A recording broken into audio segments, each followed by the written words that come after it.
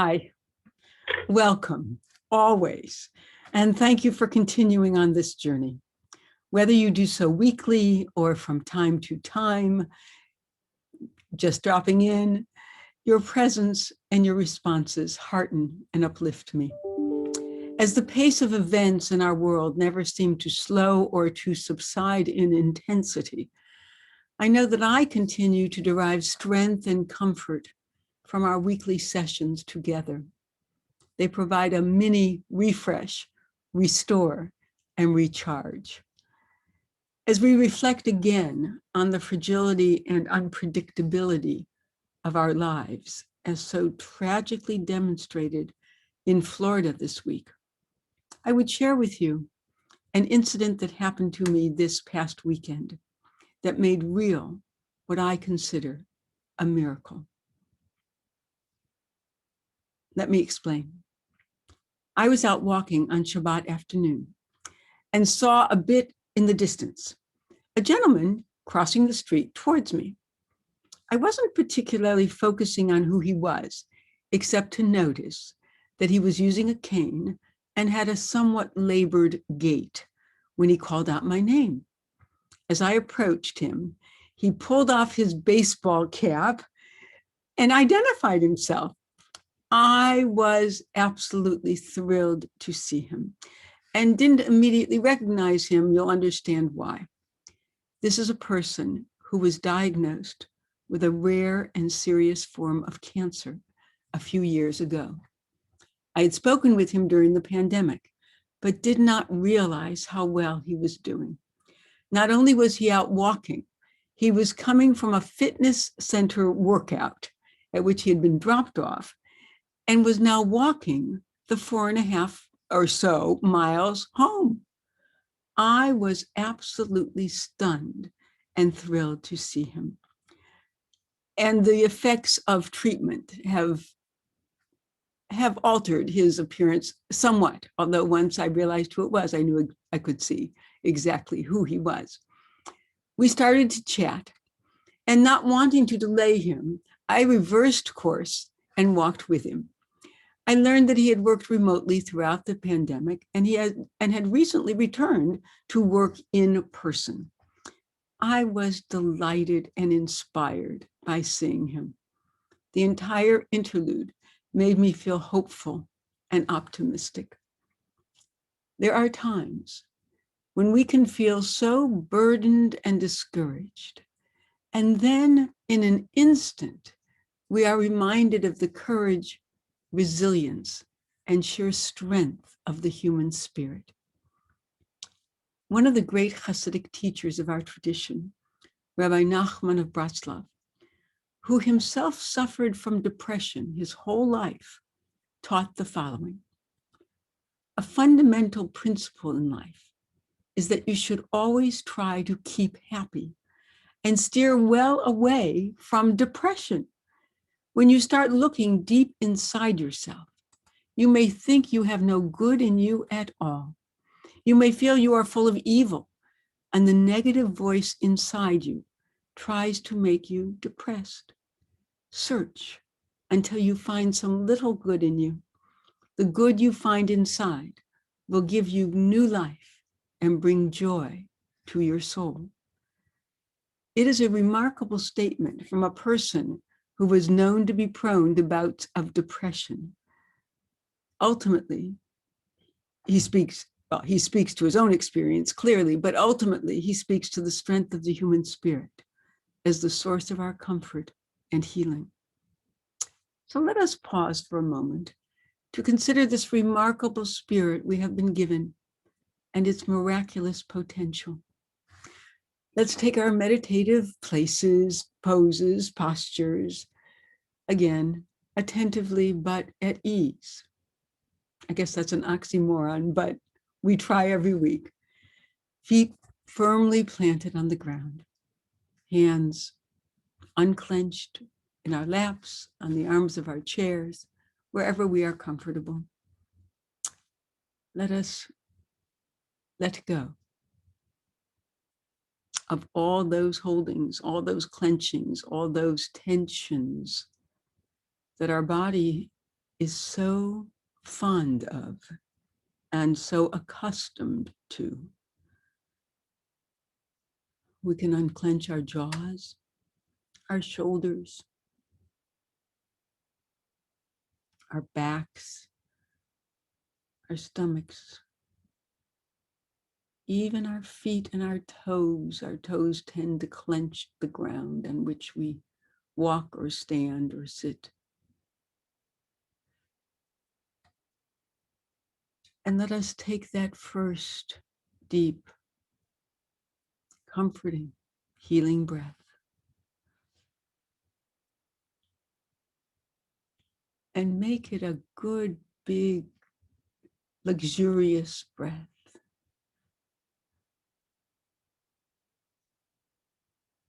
Let us imagine that it is going all through our torso, down our legs, into our toes, into the tips of our fingers, and up into the tops of our heads, at the top of our unclenched necks. We may want to hold on to that breath for a few seconds, just feeling its fullness.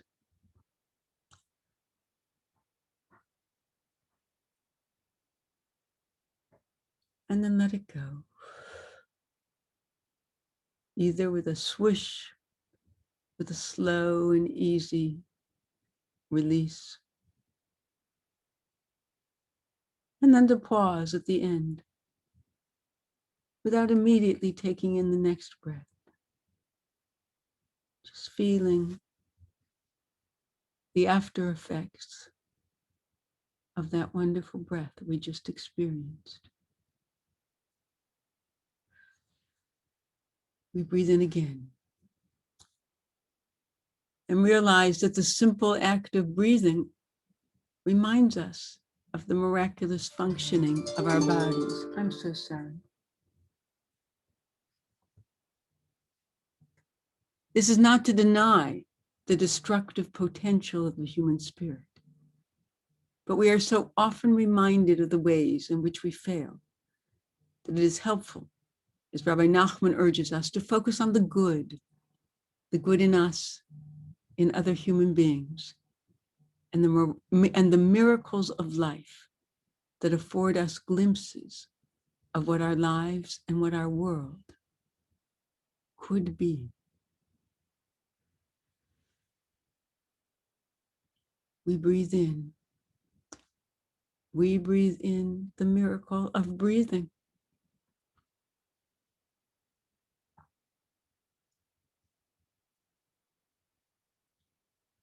We acknowledge that even as there is so much good, we have equally the destructive potential. Our tradition calls that our Yetzer HaTov and our Yetzer Hara, our inclination to do good and our inclination to do evil.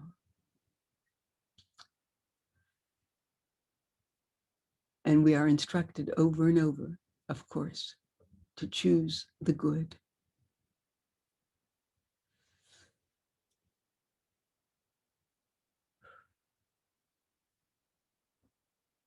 Let us breathe in again.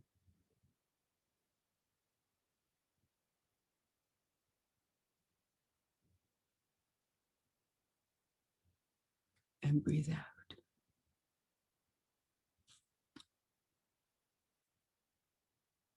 There's one other idea that I want to share with you today. The Torah portion for this week is entitled Pinchas and is a very rich, complex, and fascinating portion that we may return to at another time. The Haftarah portion that is attached to this week's Torah portion is from the Book of Kings. That's from the second section of the Bible. That's from the prophets. The Book of Kings is considered one of the prophetic books, and relates one of the. So this episode from the Book of Kings relates one of the mysterious episodes in the prophet Elijah's life. This is the same Elijah who shows up at our Passover Seder tables in the hope that he might soon announce the coming of the Messiah and thus usher in a time of peace, harmony, and justice for all. At any rate, this week's Haftarah tells the story of Elijah's encounter with an angel and a subsequent journey in which he encounters the presence of God. The Book of Kings relates the following dramatic episode. And lo, the Lord passed by. There was a great and mighty wind, splitting mountains and shattering rocks by the power of God. But God was not in the wind. After the wind, an earthquake. But God was not in the earthquake. After the earthquake, fire. But God was not in the fire. And after the fire, a still small voice. I personally love the concept of a still small voice that in some interpretations becomes the voice of God within us. It can also be our own voice that is so often drowned out by the noise and the tumult and the rush of demands on our lives. For me, one of the goals of meditating is to hear that still small voice within, to give it time and space, an opportunity to emerge. There is something profoundly important about creating a space that is just for us, that is a haven of unconnected quiet. No phone, hopefully. No distractions. No computer. No TV. No conversation. No extraneous distractions. In all of the discussions and articles about resetting our lives in the aftermath of the pandemic, I am hopeful that these few moments of weekly meditation and quiet reflection will endure as an important part of our week. I have found both intriguing and illuminating the acknowledgement by many that they are reluctant to give up all of the solitude of these past 16 months.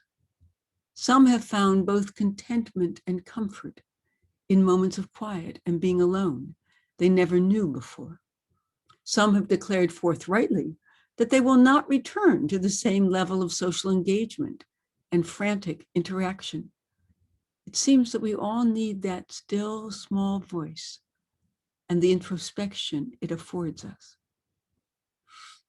Let us spend these next few moments breathing mindfully, aware of the still small voice within, aware of the honesty of that voice, of its compassion and understanding, of its profound impact upon our lives. Let us breathe.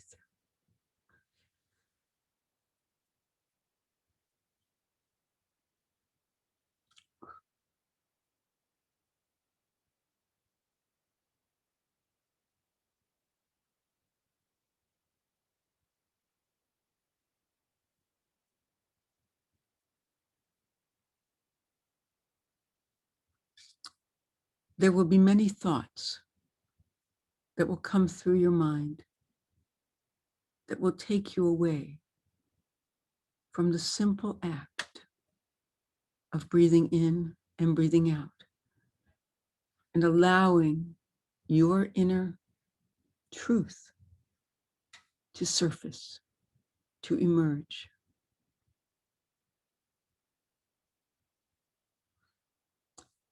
Observe those thoughts and release them. You might even tell them that you will return to them another time. They will come back, there's no question. And if they don't, all the better for not having spent time on them.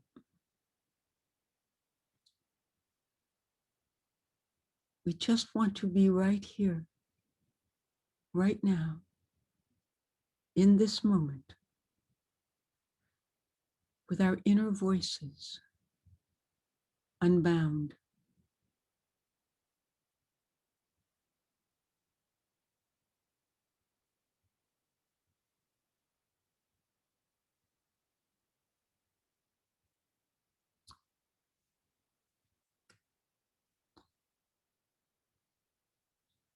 I am quite sure that in just these few moments, I'm not quite sure, but I suspect in just these few moments,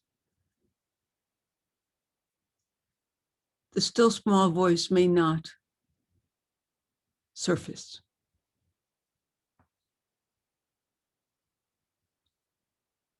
But if you can continue this process of breathing, of focusing just on that breath, coming in, filling up, expanding,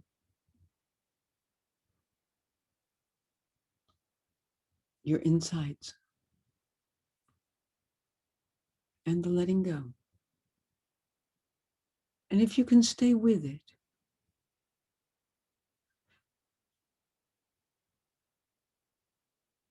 for 5 minutes, for 10,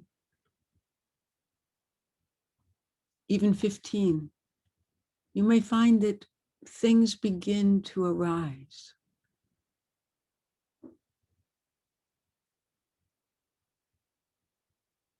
That you did not even suspect were there, that you were not consciously considering or thinking about.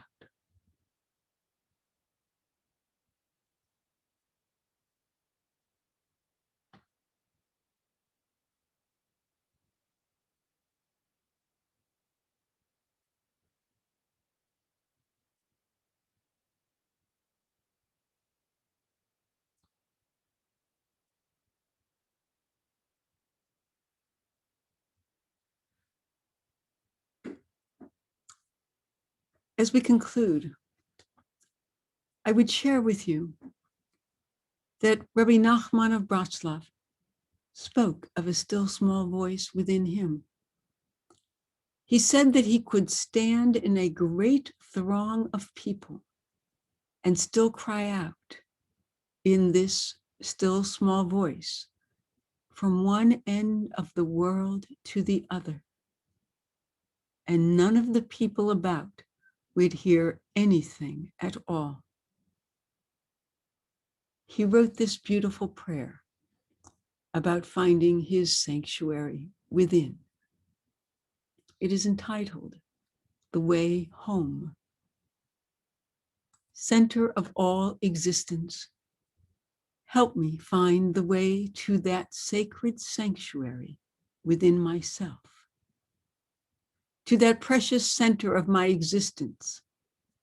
Help me discover my place in the world, that space where I truly belong, that space which belongs unconditionally to me.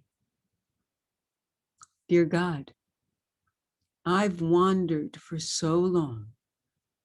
Help me find my way home.